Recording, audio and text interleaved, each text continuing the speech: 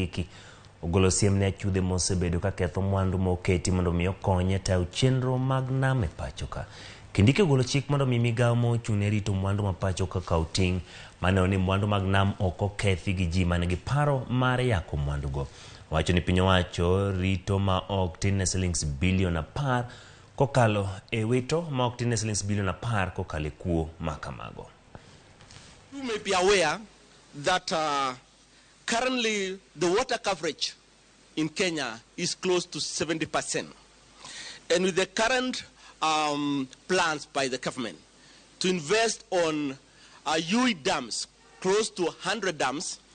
and another small dams close to 1,000 dams, and a number of boreholes across the country, there is need to make sure that all this infrastructure, including irrigation infrastructure, are protected.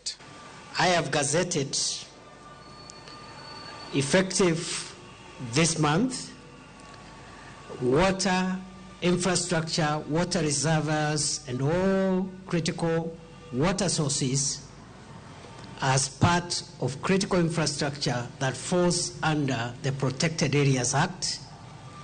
which provides for special protection and which provides for procedures of removal from persons who might be found in those places without